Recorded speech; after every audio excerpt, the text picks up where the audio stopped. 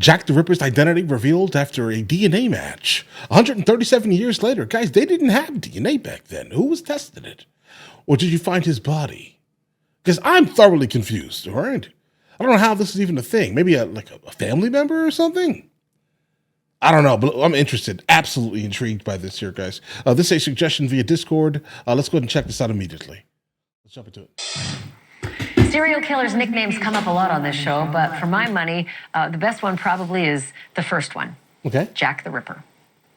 Gotta be honest, the name Aaron... I mean, I would probably say Leopold is one of those, but either way. Kosminski just doesn't have the same impact. Doesn't pack the same punch.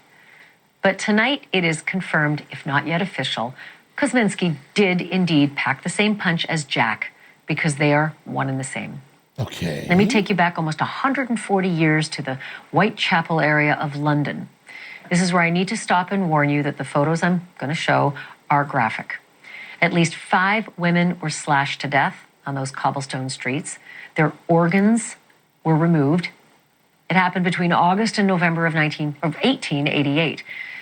Aaron Kosminski was a 23-year-old immigrant who'd come to London years earlier from Poland. His occupation? Can't make it up. Barber. Person of interest was not a term back then, but it really would have applied.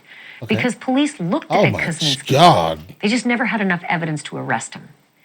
They really never had much evidence, period.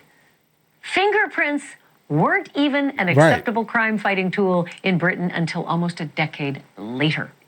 I mean, obviously, guys, obviously we have no cause here. Like, why was he doing these things? Like, was he bored? Or was he just one of these weirdos? And how do we have, guys, I don't even know how you found the images. But either way. Cases.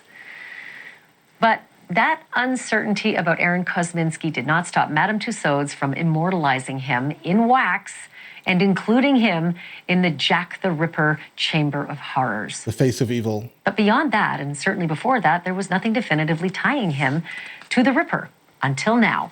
And what is that evidence, you ask? I thought you would. Okay. It seems the Ripper's 4th victim, Catherine Eddowes, was wearing a shawl the night that she and one other victim were killed just minutes apart, killed and mutilated. The shawl was blood-stained, of course.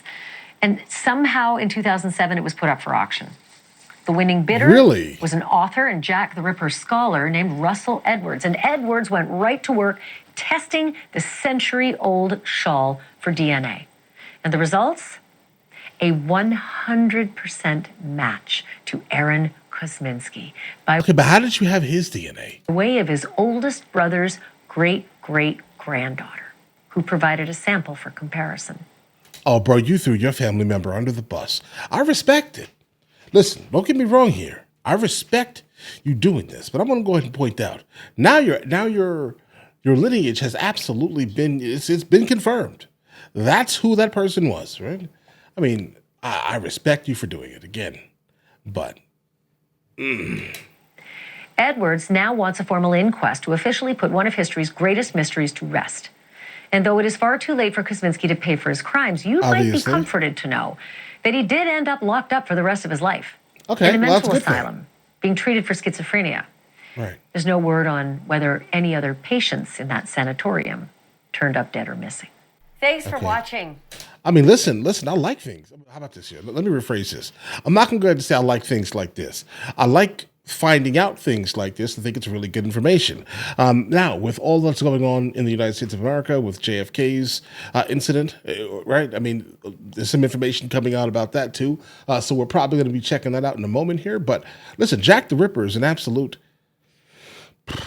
monster, bro. He was. Absolutely. And the fact that I've never even saw these images here, all right? And I'm not even going to be able to show them because they're a little wild, okay? But so if that's your thing, if you want to go see these images, please, I beg of you. I'll even share the original link in the comments, guys, at least, or the description, so you guys can go check it out. But yeah, I can't post that here. They monitor this channel a little too deep, guys. But all right, guys, you guys have an absolutely amazing day. Enjoy your day thoroughly. The fact that you just made it to the end of the video says a whole lot, actually. We have a couple other channels. MrLboyd Music, MrLboyd Movie Reacts, along with MrLboyd Discusses, where I just generally speak about the things that specifically matter to me. But in the meantime, I'll catch you guys later.